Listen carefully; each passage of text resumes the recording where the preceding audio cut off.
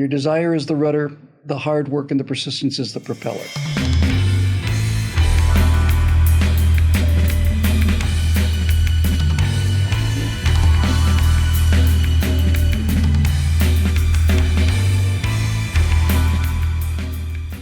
Hi, everybody. I'm Bill Whittle, and this is the Virtue Signal with my friend and colleague, Whittle and Zo Rachel. And, I'm not a woman. I'm not a biologist, but I do think that I just had an experience somewhat similar to childbirth, only I was carrying this baby for 2.5 years. We finally got the animation out that we'd been teasing you with and stuff for a year now. We're over. And when I kept saying it's almost ready, it'll be out next week, I genuinely believed it. It's a form of mental illness, but nevertheless, it's out the door. And if you haven't seen it, I really recommend that you watch the pitch sale that we did called Invisible, if you haven't seen it already. And then that shows a link directly to the animation. And that animation works mostly because of the performance of Whittle and Zo Rachel, who's off the park great in it. Just before we were recording, I was saying, the comments are, oh, Zo's such a great actor. What a great voice. You should be doing voiceovers. Great. Oh, Zo's unbelievable. And you were in it too, Bill. So anyway, it's out the door. And after much talking about it, it's finished. And it's getting a very, very good response. So Zo, here's our topic for today. I want to talk about I'm going to use this word carefully. I want to talk about the inevitability of hard work and persistence, because I believed that before this, and I certainly believe it now. I'm not going to go into the details publicly. I did with Zo before we started rolling, but to say that I bet the farm on this thing working is an understatement. I not only bet the farm on this animation thing being well received, I borrowed money from a loan shark, bought a second farm, and I bet that too. So everything was on the wire. The thumbnail for this particular episode I know doesn't make sense, but what it is it's a screen grab of the animation on Premiere Pro, so you can see every one of the 400, 500 cuts, music cues, sound effects cues, all of them. That's the level of work and detail that went into this. And I'm not saying this to pat myself on the back, although I am saying this to pat myself on the back. But honestly, now seriously, for those of you who are watching, I have always my life believed and had the most important people, not only in my life, but in the history of the world, say the same thing, that if you really, really want something and you are determined to get it, then it requires hard work and persistence. You have to stay with it until you get there. Thomas Edison, who's been badly maligned, especially with regards to Tesla, and he wasn't a very nice man, but Thomas Edison was a genius, and he made practical so many things. Edison's probably most famous quote was, "Genius is 1% inspiration and 99% perspiration." And as a guy who's just finished, 2 years of perspiration, especially 8 weeks of nonstop perspiration, I just wanted to talk about this, because I am convinced not only of the real world necessity of really hard work and not giving up. I also think there's a metaphysical aspect to this. Be bold and mighty forces will come to your aid, leap and the net will appear. And the Bible says, ask and ye shall receive, seek and ye shall find. It doesn't say ask and you shall receive on the first knock on the door. And seeking is a long process. When you seek something, it's not like, oh, I was looking for those keys. Seeking something means to go at it a long way. So I thought we could talk about that, and I wanted to get your thoughts on it. To whatever degree you want to talk about this thing that we've been involved in is great. But in a larger sense, I just want people who are watching this to understand that there is really, truly, honestly, nothing that you can imagine that is out of your reach if you're ready to pay the bill. And it is a steep bill. Right on, man. And I think you kind of gave some validity to the birthing person's thing, because I know Apple's making a special emoji with my face on it.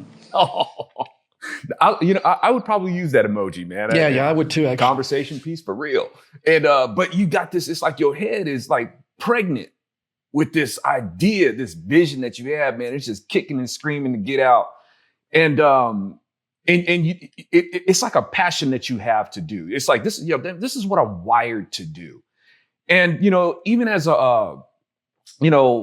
when you have this thing that you're wired to do, man, it's a gift, and when you have this gift and you know that you could really excel at this kind of things, when, you do these proofs of concepts, like, actually, I'm actually good at this. This isn't like somebody like being like, like 5 feet tall, thinking that he could play pro basketball. Like, that's true. Some things are genuinely out of reach. And I'll come back to that. But yeah, go ahead. Right. It's but you have to have a point where you're really honest with yourself and look at, the surrounding dynamics that say, you know what, I think I can actually do that. I want to do it. And when I make an attempt at it, I'm actually pretty good with the results. And I think I could cultivate this. And like I said, these are gifts.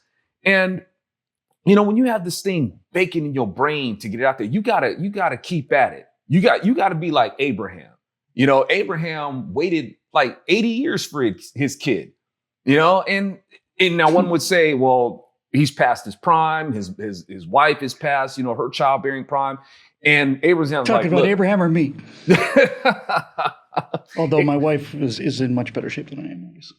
Yeah, you married up, man, and it's like I don't know. She, if I had to, a younger so Bill Whittle, But Abraham, despite that, maybe he didn't think in terms of, well, I can't have kids anymore. The bottom line, he never stopped wanting a kid. He didn't think in terms of the biology of like just can't do it anymore. Actually, he did. It's like, man, I can't have a kid anymore. And his wife, same thing. But that didn't stop them from wanting to have kids, and God knew it.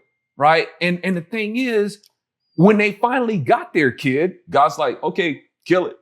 But the thing is, and we'll go through things like that. Sometimes we're like, hey, God, why is it that I've got this passion to do this thing, and why are you withholding it from me?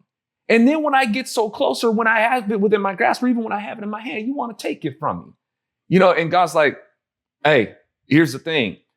Do you value the one who gave it to you more? Or do you value the gift more? What are you going to do with your gift? I mean, it's kind of interesting that the Lord says in the Lord's Prayer, it's like, lead us not into temptation, but deliver us from evil. God, why would you lead me into temptation in the first place? Why would you do that? And God's like, look, because the thing is, I can bless you with something. I'll give you the thing that you've always wanted. Now, what you going to do with it? And you see a lot of people out there taking the blessing of a good job, the blessing of finances, and do straight up evil with it. And God's like, that's why. So what do you love more? You may find times where it's just like, you know what, God, forget you, man. You don't let me do what I want. You're always getting in my way. And you allow these things to happen to me. It's like, yeah, these things are going to happen. This is the earth. This ain't heaven. Things are going to get in your way. Can you handle what I've given you? And Isaac was the same way. And Isaac was so faithful to it when he says, we're going to go up this hill, man, but we will be right back. Abraham didn't say, I'll be right back. He says, we'll be right back. Because God has made it clear to Abraham, look, man, I don't accept child sacrifice as it is. But if I tell you to do this, I want you to do it, because it has to be made very, very, very clear that you put nothing before me. Nothing, not even your kid. Because when people do that, and where I'm going with this, Bill, is a lot of people, they do these things and they'll put their craft, their business, their money, their children, all these things, they'll put them before God, and look at what's happening to us. So God's like, put me first. The best thing you can do for your kid is to put me first. The best thing you can do for your craft is to put me first. Because we see what's happening with people putting their craft before me, and it's promoting a lot of evil. And I'm trusting you, Bill, that you will take what I've given you and you're going to do good things. We're going to try. And there is no try. We are going to do good things. I obviously knew the story of Abraham. I did not know the business of him waiting his entire life for a child. And so that makes the story that much more important, right? Basically, God is saying, I'm good. I want you, not I'm going to take it away. It's not like I'm going to strike your most beloved thing, your son in the world, down with plague or something. I'm going to make you do it. I'm going to make you plunge a knife into his neck. And that act, which is always an act of tremendous faith, became much more important hearing you talk about how long and how badly he had wanted it. It's not like he had, 17 kids running. Shut up back there, Erasmus, for God's sakes. I'm trying to talk to the Lord here. How many of them do you want? You want 5? I give you 5. I can do 5. I sacrifice. No, this is the thing that he loved the most, and he was willing to do it. And the reason he was willing to do it was because he had faith. He didn't have faith. I'm speaking off, not a biologist, and I'm not a theoretician, but or a theologian. But when I say that he had faith, I'm not saying he had faith that God would stop him. He just had faith that if God told him to do it, then God would, when it's all over, would make it up to him. He had faith. He believed in it, and so he was willing to endure this. And it's the faith is the faith is kind of the rudder. The faith is what keeps you going in the direction you want to go. I want to address something you raised earlier because I think this is an extremely important point. I want to talk about the idea of a guy who's 5 foot and wants to play NBA basketball. That's not going to happen. There's no amount of hard work or persistence that's going to make that happen. I wanted to be a fighter pilot. Didn't happen. My vision in my left eye was just too soft, and that's the way it is. But I think the thing that's important to remember when you look at cases like that, because I want this whole thing to be inspirational for people. I want people to realize you can actually go out and achieve your dream. When it comes to the 5 foot tall guy who wants to play NBA basketball, I think the important thing is you have to ask that guy, what is it that you want? What do you really want? Do you want to be famous or do you want to play basketball? Because if you want to play basketball, you can play basketball. You could set up your own basketball league for guys who are 5 foot tall. Or under. You can do any number of things to play basketball. So if basketball is your love, then just because you can't play in the NBA doesn't mean you don't get your dream. I didn't get to fly F-16s, but I did get to fly Long Easy, which is a rocket ship of an experimental airplane, and it was good enough. So when you find yourself thinking, well, I want this and I can't have it, no amount of work will get me to it, because no amount of work, as I said, will get a 5 foot guy into the NBA. It just won't happen. You really have to ask yourself, what is it you really want, right? Maybe you watched NBA games and you've watched the artistry and the skill, and you love basketball, and that's the pinnacle of basketball, and you want to play in the NBA because you want to be at the best at basketball. You can still be at your personal best at basketball, you just can't do it in the NBA. And if you really, really want this, like I said, you can do anything. Put together a local league, you can put together a national league. Who knows? I think an under 5 foot basketball league would actually be kind of interesting. My point is that I genuinely believe in my heart that nothing that you really want with your heart's desire is out of reach for anybody. And I'm talking about simple things too, right? I'm not talking about giant visions. I mean, look, let's say you're working on a minimum wage job, and you're just barely making ends meet, and you have it in your mind that you just want a jet ski, right? It's just what you want. You've seen them, maybe you had a chance to ride. That's what you want.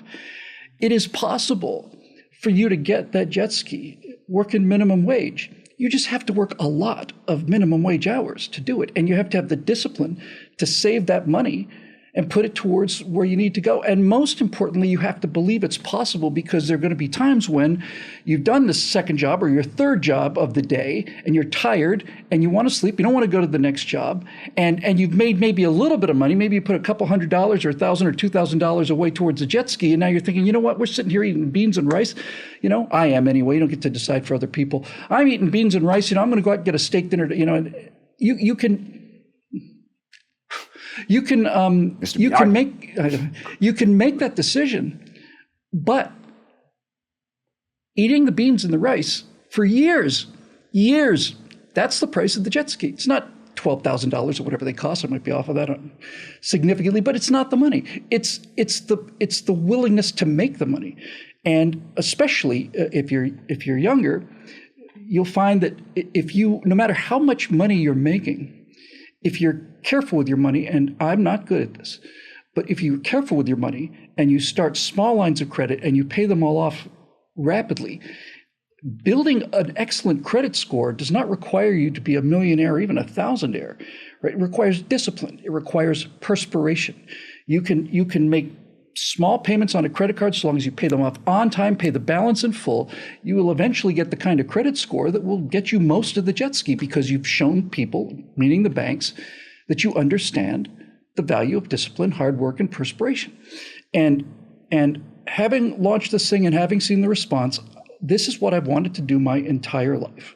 And I'm not going to go into the details, but suffice it to say that and with me, I took my wife with me on this. I have been playing chicken with reality certainly for the last 6 months, and especially in the last 8 weeks, right? I'm running out of time. We're running out of money. We're running out of everything. And here it comes.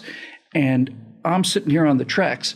I'm painting a little mustache on the, on the little guy, and here it comes. It's like, mustache is not right. It's like, it's true, right? It's true. Seek and ye shall find, ask and ye shall receive. Be bold and mighty forces will come to your aid.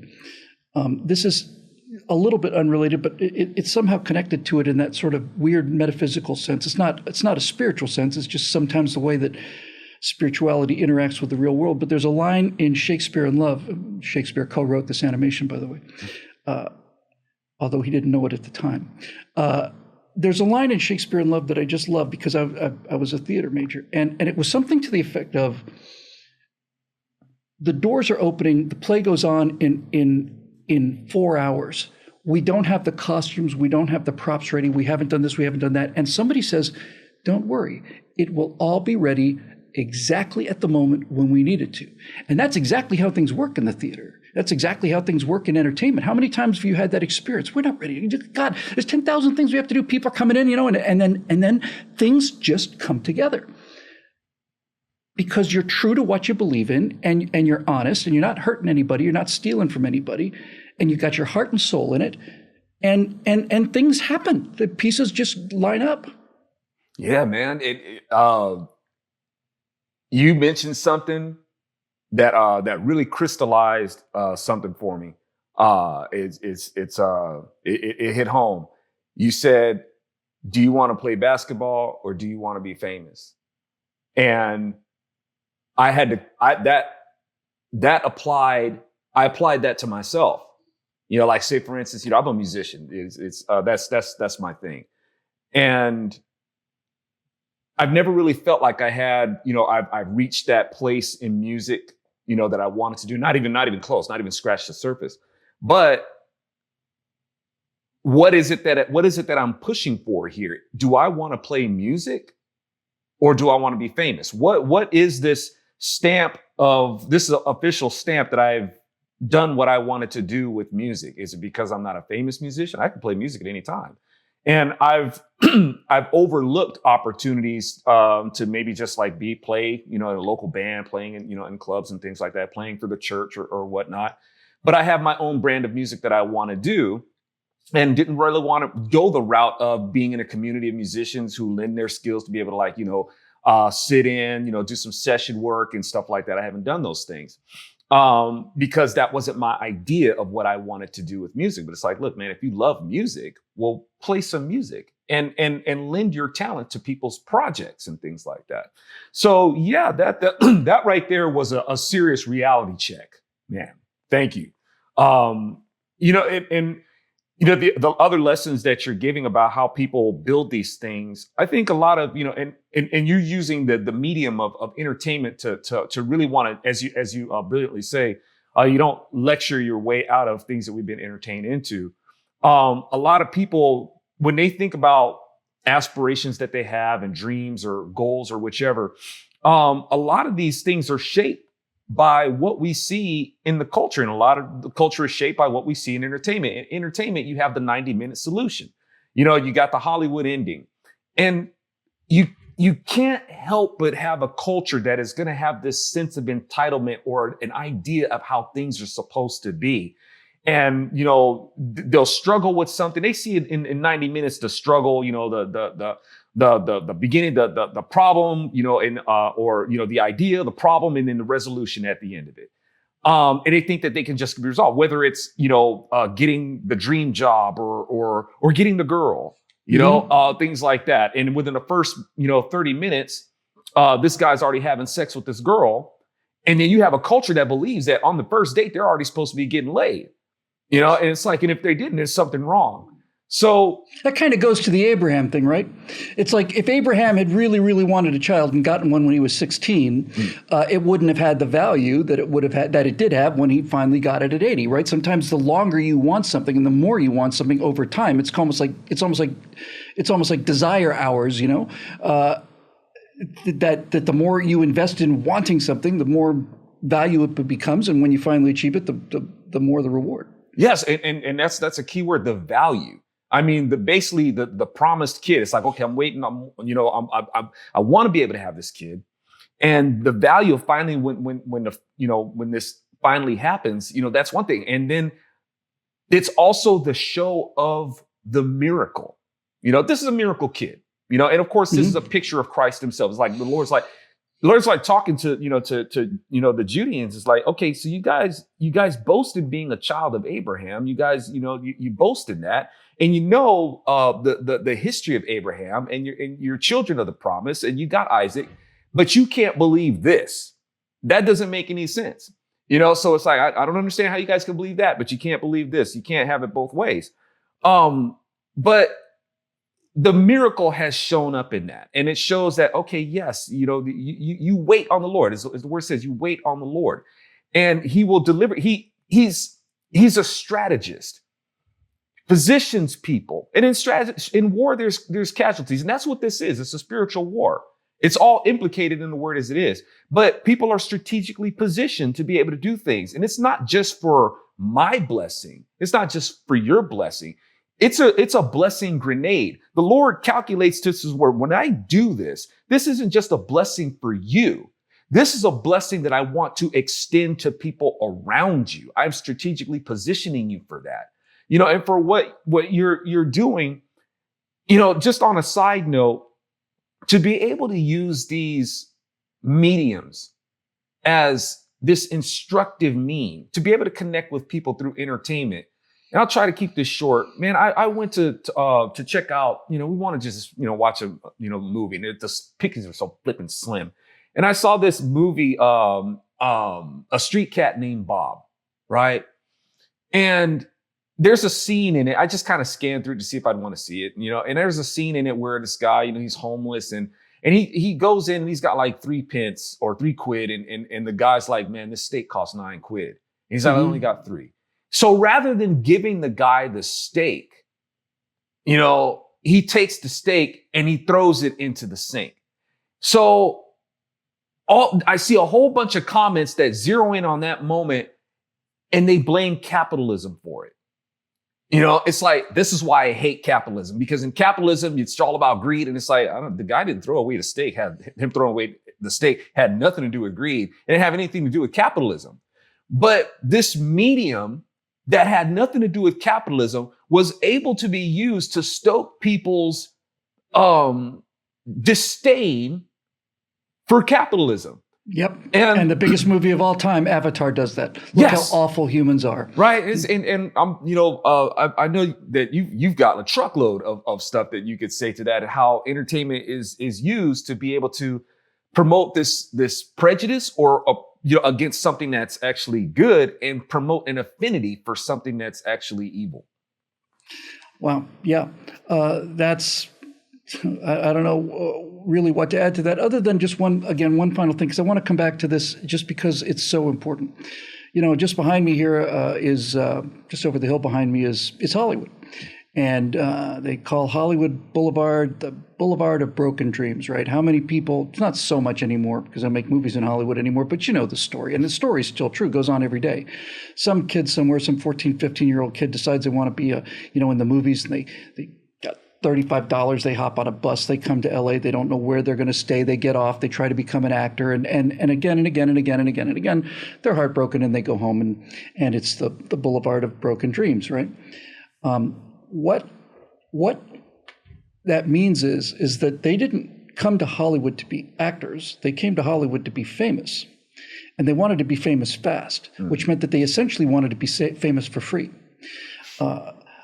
I know a lot of people who have come as actors into this town, and it's a miserable life. It's a miserable life. You simply, all you do is go out day after day into rooms, 35 people who look exactly like you do, and you go in there and you read some lines you've never seen before to people who are not particularly friendly, and you just have to keep doing this. You get rejected again and again. And they're not only rejecting the product you're selling, they're rejecting you because you are the product. But a very beloved acting instructor of mine, the guy taught me so much, died not too long ago, David Shelton, said, and he said this when we were in college. I was 20, 21 when I heard this. He said, if you're an actor at 20, that's one thing. If you're an actor at 30, that's something else. And he's right. If you really do have to get down to the brass tacks of what it is you actually want, not what it is that is wearing the skin or the glamour of what you really want. If you want to be an actor, actors act. And if you want to be an actor, a good actor, then you will simply go to every single local repertory theater player. So you'll put on performances with your friends. You'll act because that's what you have to do. If you really want to be an actor, then come on out here and act. If you act long enough and you decide to take it seriously enough so that you get good, chances are very good that you'll be discovered eventually, maybe 15 years later. But that's not the point. The point is, if you want to be an actor, if that's really what you want, is to be an actor, then you will be happy acting. If you want to be a movie star, then that's an entirely different issue. Because to be honest with you, being a movie star as a destination is an extremely ignoble ambition. It's not worthy of you. Movie stars, as a general rule, are movie stars because they decided to be actors and got very good at it. And then they had a chance for people to see them. But people who come to town to be movie stars never get to be movie stars, and they don't deserve to be. That's it, man. That's it. And, it's having those priorities in place. And unfortunately, we know that there's maybe nefarious means by which you manage to see somebody on the big screen and stuff like that. Maybe it might not have been their talent per se, but it's one of those things where somebody was looking to make a big sacrifice to get where they were, whether they sacrificed a whole bunch of blood, sweat, and tears in really trying to hone, their craft. And they went and they kept, like you said, dealing with the rejection until they were picked up by this, production, which led to this production. And they just kept, honing their craft. That's a sacrifice that they made, or a sacrifice that a person made just simply in integrity, just to be able to get on the screen, And we've seen that people have been subject to that from people like, Weinstein. It's like, okay, what are you going to sacrifice to the god Weinstein to be able to get your shot? It's an ugly business. That's right. It can, I mean, despite this, and just like you say with glamour, it's a glamorous business, but that glamour itself is an image. It's a spell. And don't get me wrong. I mean, the entertainment business, it's rewarding in its own way. Oh, and if your motivations are correct, it is not only rewarding, it's just a hell of a lot of fun. Yes, it is. When you see this thing, I mean, it's like somebody in a small way. It's like somebody setting up a whole bunch of dominoes. Just to watch the glory of just the kinetics of it. Just the kinetics. I love that word. Yeah, it's an interesting thing. And it's and that's in a small way of what it's like to be able to take something that you, like we said earlier. So you got this thing, you got this vision. And it's an amazing vision, and you want to share it with other people, and to have other people be able to say, "Wow, man, that was really cool," and get something out of it. I mean, wow, man, it's rewarding in its own way, and in that way, that's the reward. That's the thing that makes it worth it. But like I said, some of the things that people do to get there, I would sit back and say, "Man, it wasn't worth that." But I guess as long as you feel like you're happy, your prerogative. Right, exactly. Your desire is the rudder, the hard work and the persistence is the propeller. So speaking of that, and gratitude and thanks and all the rest of it, this entire show, Virtue Signal, is made possible by the members that we've always had at BillWhittle.com, but specifically by the membership push that we did 18 months ago. Enough of you decided that you wanted to join who hadn't joined, and those of you who've been with us forever just kept on going. I've gotten so much out of this show. The numbers aren't huge, but they don't have to be huge. That's not what it's about. It's not about volume. It's about quality. And so Zo and I are both extremely grateful to the long-term members and also to the new members who made Virtue Signal possible. We're grateful for it every day. If you've been watching for a while and you're not a member, that's entirely up to you. The members donate their money so that people can watch the show for free. But if you'd like, you can go to billwhittle.com, not become a member, go to billwhittle.com and look for the video called Invisible. Invisible makes the case for why we should be moving into entertainment. And at the end of Invisible, there is a link to the animation that we've been talking about all this time. Can't find the animation on its own just yet because I want people to see the pitch first, but it's there, it's finished, and it's really, really, really good. So that's all due to you. Thanks for joining us. Thanks for making the show possible. Thanks for helping us get the message out. And for my friend and colleague and miserably better actor than I am, Whittle and Zo Rachel, thanks for joining us, and we'll see you next time on The Virtue Signal.